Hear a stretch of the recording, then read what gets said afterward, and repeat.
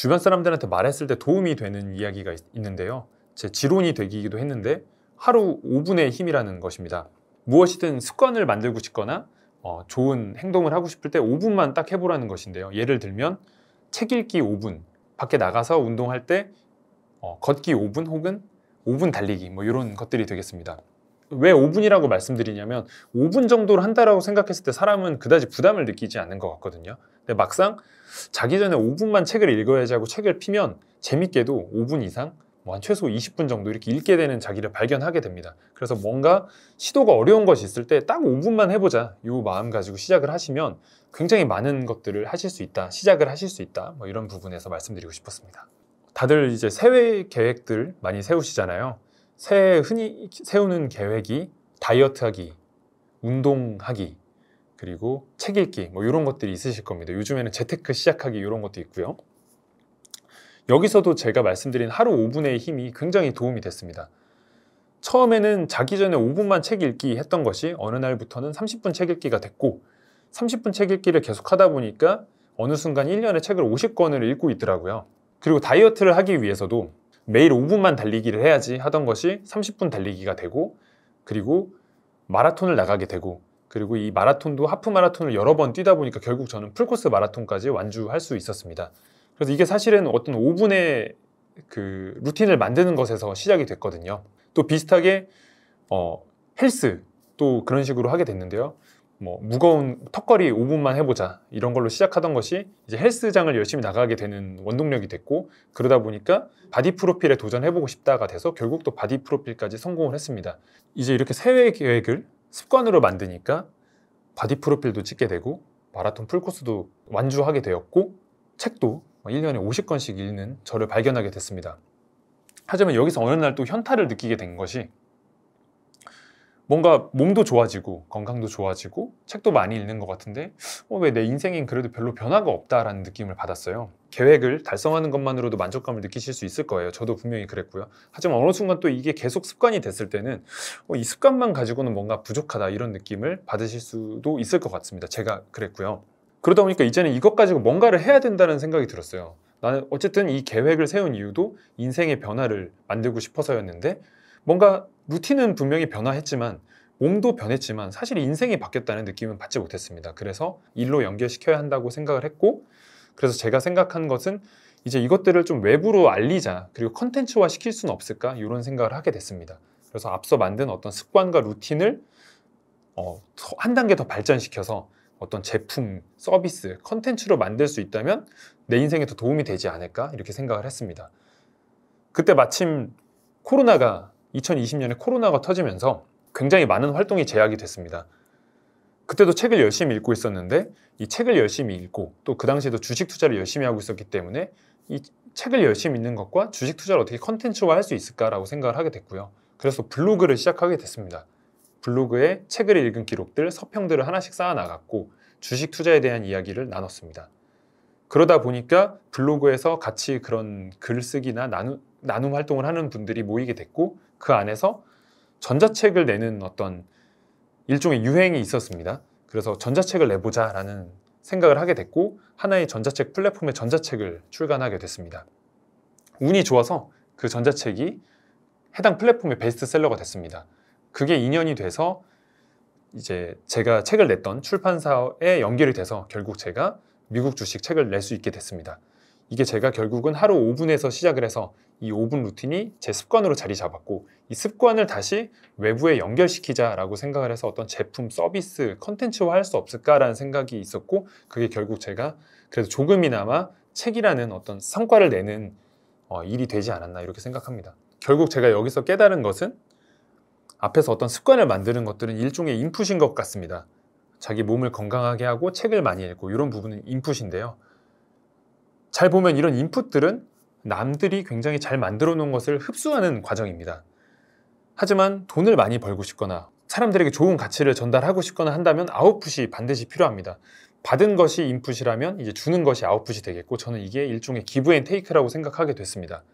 그래서 뭔가 성과를 내기 위해서는 반드시 아웃풋을 해야 되겠다라는 생각을 하게 됐고요. 좀 쉽게 말씀드리면 인풋 50이 있으면 아웃풋 50을 해야겠다라고 생각하게 됐죠. 그래서 일종의 책을 서평으로 나누는 것이 내가 읽은 책이 좋았다는 것을 남들에게 알려주는 그런 아웃풋이라고 생각을 했고요. 또 주식 투자를 하면서 힘들었던 어떤 시행착오들을 겪고 이것들을 다른 분들이 경험하지 않게 하기 위해서 가진 지식을 또 나누는 것이 저에게는 아웃풋이었습니다. 그리고 그 결과물로 잘 나온 것이 이제 책도 나오게 된 것이고요. 이제 저는 이런 과정이 인풋도 중요하지만 그리고 아웃풋도 중요하다, 이 부분을 말씀드리고 싶습니다. 추가적으로 저는 인풋을 다양화하는 것이 굉장히 중요하다고 생각합니다. 우리들이 일상에서 친구들을 만나고 가족을 만나고 직장 동료들을 만나고 하다 보면 제가 느꼈던 것은 매번 같은 얘기, 매번 똑같은 행동을 하는 것들을 목격했죠. 많은 분들이 공감하실 겁니다. 맨날 술자리 가면 직장 동료들도 맨날 비슷한 어떤 직장 험담을 하기도 하고, 그리고 가족끼리도 비슷한 얘기를 하고 친구들끼리도 비슷한 수다를 떨거나 하는 것을 많이 경험하셨을 거예요. 저는 이런 부분을 조금 최소화하고 인풋을 늘리자는 생각을 하게 됐습니다. 그래서 인풋을 늘리기에 가장 좋았던 첫 번째 방법은 책을 읽는 것이었습니다.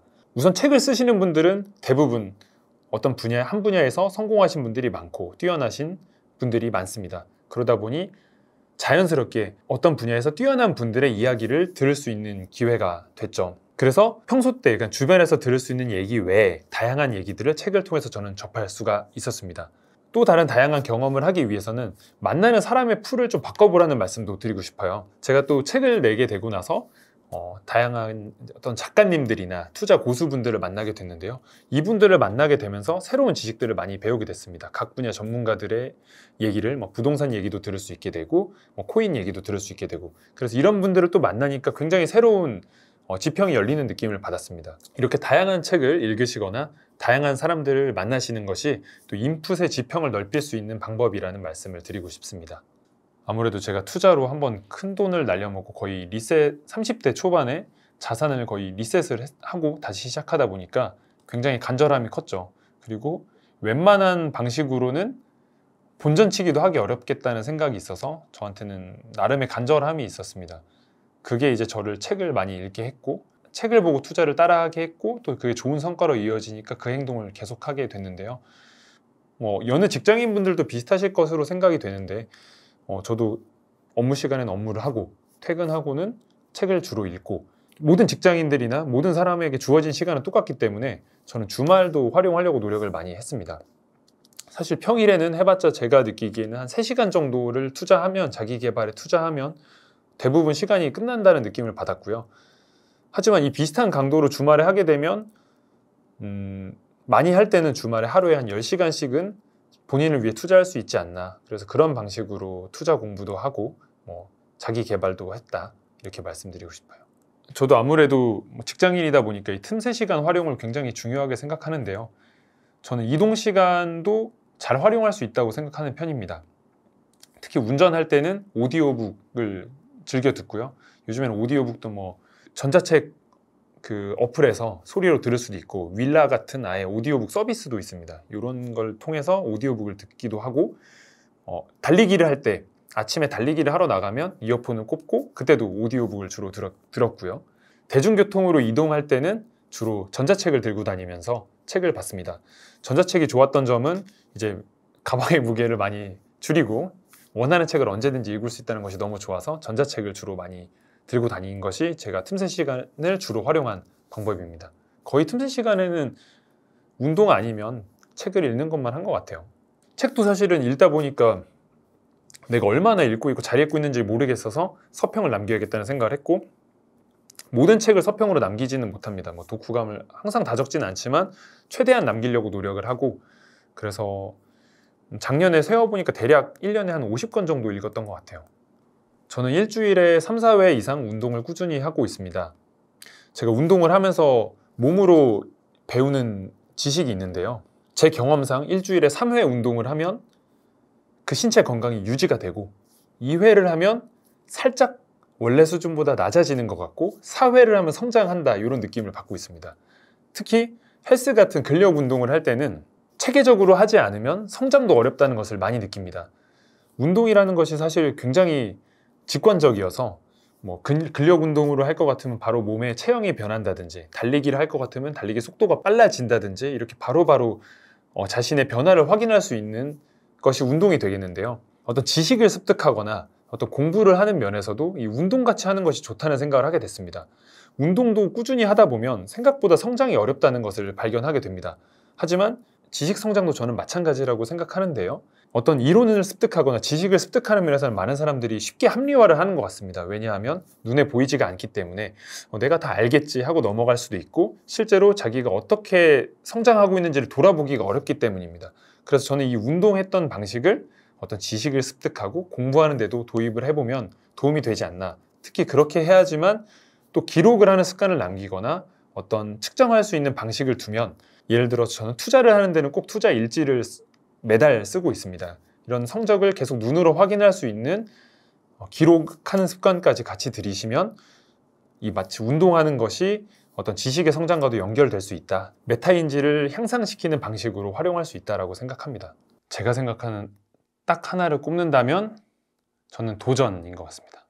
도전이라는 것이 지금 가지고 있는 것에서 뭔가를 조금 더 한다는 것이 전 도전이라고 생각을 하는데, 이건 굉장히 개인적인 감정인데 저는 정체되어 있는 느낌을 받을 때 좀 행복하지 않다라는 느낌을 받더라고요. 그리고 뭔가 내가 좀 더 나아졌다라는 느낌을 받을 때 굉장히 행복하다는 느낌을 받거든요. 달리기 속도가 조금 빨라지고, 책 읽는 속도도 좀 빨라지고, 지식이 조금 더 늘어난 것 같고, 투자 실력이 조금 늘어난 것 같고, 이런 느낌이 저는 굉장히 행복인데, 이 부분이 저는 도전을 통해서만 생기는 감정이라고 생각을 해서 저에게는 제일 중요한 핵심 가치는 도전이라고 생각합니다. 제가 우리나라에서 이제 30년 넘게 살아오면서 굉장히 중요하다고 생각한 것이 있는데, 미움받을 용기입니다. 책으로도 이제 베스트셀러가 되고 스테디셀러로 널리 알려진 책이 있죠. 저는 이 책을 보고, 그리고 실제로 제 경험에서도 이 미움받을 용기가 굉장히 중요했다고 생각하는데요. 또 지금까지 지내보니까 미움받을 용기 이상으로 핍박받을 용기가 필요하다, 이렇게 생각하게 됐습니다. 저는 학창시절부터 질문이 되게 많은 편이었고요. 호기심이 많았습니다. 그래서 이것저것 항상 선생님들한테도 많이 물어보고 그랬는데, 사실 그만 좀 물어봐라 하고, 예전에는 뭐 선생님들한테 맞기도 하고 이러면서 학창 시절을 보내왔죠. 물론 선생님들이랑 잘 지내기도 하고 너무 많이 물어봐서 맞기도 하고 이랬는데, 이제 그 사회생활까지 오면서도 비슷한 경험의 연속이었던 것 같아요. 남자들은 많이 군대 얘기하면서 중간만 가면 된다, 이런 얘기를 많이 들어보셨을 텐데요. 사회생활에서도 크게 다르진 않았던 것 같습니다. 남들과 좀 다르게 간다는 것, 그리고 남들과 똑같아지지 않으면 아무래도 조직 생활에서는 조금 튀어나온 모처럼 여겨지기가 좋고, 그러다 보면 항상 어떤 내가 원하는 소신을 실현하기 위해서는 용기가 필요했죠. 그게 저는 이제 미움받을 용기라고 생각하는데요. 때로는 그 소속된 어떤 조직의 압력이 상상 이상일 수도 있습니다. 옳고 그름을 따지는 건 굉장히 어려운 문제겠죠. 하지만 내가 원하는 길이 있고 내가 원하는 것을 하고 싶다면 이 어떤 압력에 굴복하지 않고 핍박받을 용기를 내야지만 내가 원하는 길에 그래도 한 발짝이라도 더 다가갈 수 있는 길이다, 저는 그렇게 생각합니다. 제가 열심히 일한다는 것의 기준은 80시간입니다. 이 80시간을 듣자마자 아마 눈살을 찌푸리시는 사람도 있으실 것 같아요. 저는 이제 지난 직장에서 첫 입사한 날부터 밤 10시까지 근무하는 꽤나 강도 높은 직장에서 근무했습니다. 정말 주 80시간 가깝게 일을 했던 것 같아요. 근데 어쨌든 이 80시간을 몇 년간 해오면서 한 분야에서 굉장히 성장하는 느낌을 저는 받았습니다. 그래서 제 열심의 기준이 80시간이 되어 있는데, 이것은 제가 또 즐겨보던 체인지 그라운드, 지금 스터디언 채널에서 듣던 얘기이기도 했습니다. 인생은 실전이다와 같은 책에서도 이 80시간에 대한 얘기가 있었죠.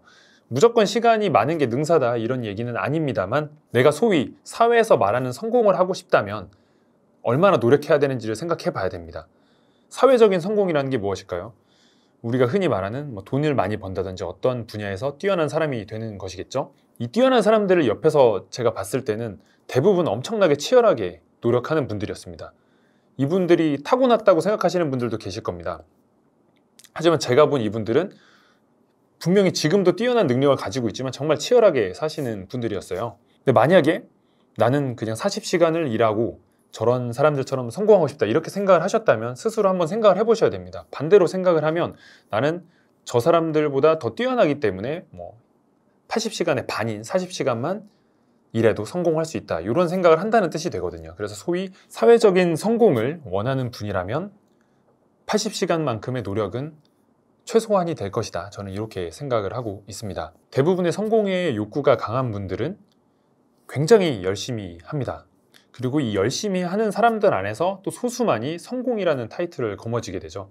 그래서 본인이 스스로 생각할 때 나는 엄청나게 뛰어난 사람이다 라고 생각해서 예외가 물론 되실 수는 있습니다만, 그것이 아니라면 최소한 노력을 남들보다 배를 하는 방식이 성공에 가까워질 수 있는 방법이 아닐까, 저는 그렇게 생각하고 살아가고 있습니다. 우선 저는 좀 고전 투자 서적들이 도움이 많이 됐는데요.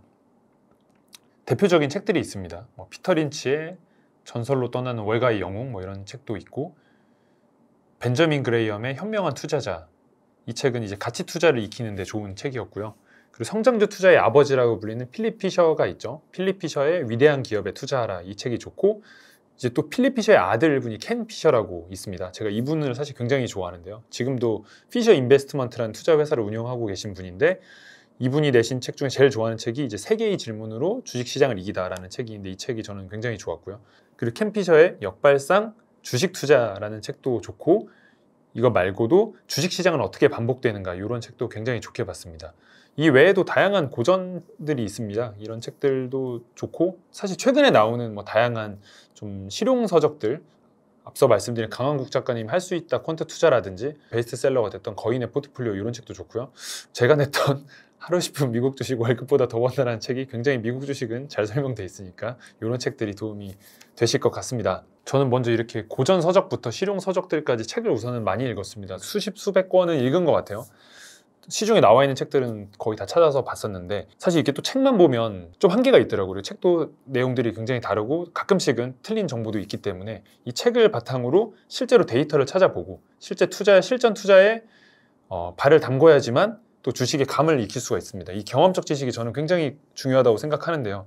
예를 들어서 주가지수가 사이클이 있다라는 이 단순한 지식을 기억하고 있는 것도 좋지만, 실제로 투자를 몇 년간 해보면 실제 이 사이클이 있다는 것을 몸으로도 느낄 수가 있거든요. 이런 경험적 지식을 쌓기 위해서는 항상 작은 금액이라도 주식시장에 몸을 담고 계셔라, 이런 말씀을 드리고 싶습니다.